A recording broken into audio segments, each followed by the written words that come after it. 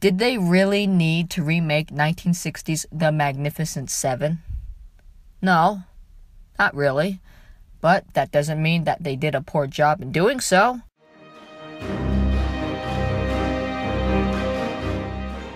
I can't compare this version with Seven Samurai since I haven't seen that yet. Yeah, I know. Shame on me. How similar is this to the 1960 version? Well, no Mexican bandit called Calvera is here. Instead, it's a wealthy, greedy guy, Bartholomew Bogue, played by Peter Sarsgaard. I like Calvera better because of Eli Wallach's villainous charisma versus Sarsgaard's straight, vile villain. I mean, did they have to be so obvious on how evil Bogue is? At least Calvera is somewhat likable, since he's more cunning. Versus Bogue's, he's rich, so therefore, he's a greedy, evil son of a gun. Anyways, here's the story. Bogue owns a mining operation near Rose Creek and wants the nearby townsfolk to pay him for the land. There's some resistance to this proposition, and his posse injures and kills a few residents, which drives Emma Cullen, played by Haley Bennett, to get some hired guns to get rid of Bogue for good. Hence, the eventual Magnificent Seven. Denzel Washington's Sam Chisholm is the equivalent to Chris Adams, played by Yul Brynner in the 1960 film. They both wear black, and they're both leaders of a gang. Washington can do no wrong in film other than just picking lame projects. He's much more charismatic than Brynner's stern character. Lee Byung-hun plays Billy Rocks, who's the equivalent to James Coburn's Brit. If you remember from the 1960 film, Coburn gets involved in a short duel and proves that he's the best either with a knife or a gun against a foolish fellow. There's a scene that pays homage to that. Anyways, Billy is a man of few words, but he is a badass. The knife sequences are pretty awesome because he is totally like an assassin. The rest of the characters don't have clear-cut equivalencies, but I can try to match them up.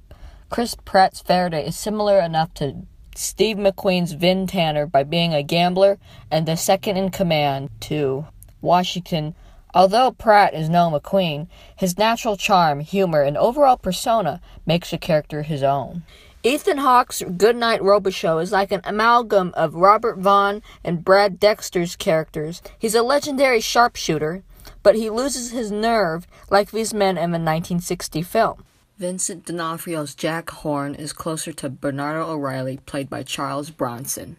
Horn declines the gang at first, but later joins them after some consideration. Similarly, Bernardo doesn't accept at first, but later changes his mind due to being short on money.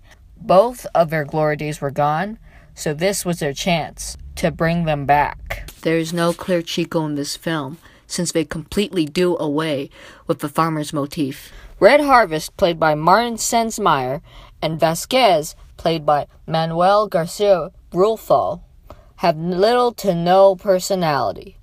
Billy doesn't have much of a personality either, but he plays off of Robichaux at times, and he's equivalent to James Coburn's character. Him and Robichaux are buddies, so that's why. Their relationship is like a life debt. Anyways, the other guys don't really have special abilities other than Red Harvest's ability to use the bow and arrow and a tomahawk or hatchet. Vasquez is just an extra guy whose role is to be the Mexican. It's also possible that they didn't want to have Chico since he's kind of annoying, but integral to the idea that the farmers ultimately win for settling down versus having nothing but fame for being a gunslinger. This movie is filled with action in the second half, since the first half is dedicated to assembling the Seven. The action is well done and the gunfights were highly entertaining to watch. If the gunfights and TNT explosions weren't this good, the movie would have been abysmal. The first half trots along with recruiting the Seven, and I found myself yawning a few times throughout.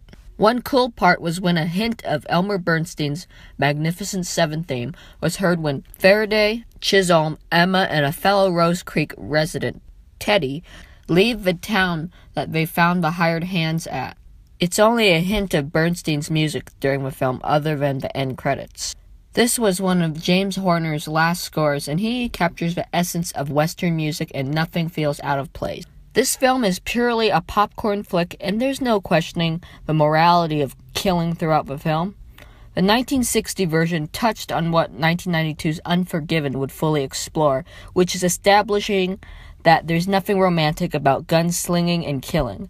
William Money in Unforgiven is reluctant to take part in the scheme of vengeance after giving up the life of a drifter for a life of stability, family, and farming. The 1960 version says that although what remains of the seven saved the village, they ultimately lost. The farmers won and all the gunslingers lose. And it doesn't glorify being part of a wild, wild west. None of the seven were from farm families or wanted to end up being farmers in this film. No talk of it at all, compared to how McQueen's character considers it in the 1960 film. The focus in this movie is on the seven and not the farmers or the community surrounding it.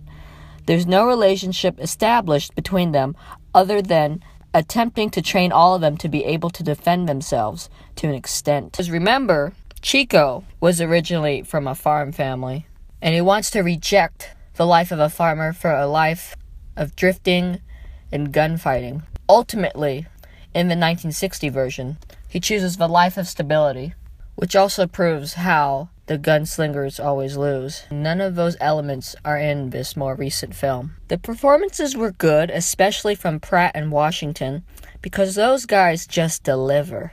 The action was good too, but ultimately, this doesn't surpass the 1960 film. The one thing that it does better is exclude the annoying Chico, but they ignore the point where stability and family rise above being a gunslinging drifter. It's just, hooray! They saved the town or what's left of it. All action, but no heart, or no questions of morality, are what describe this more recent film.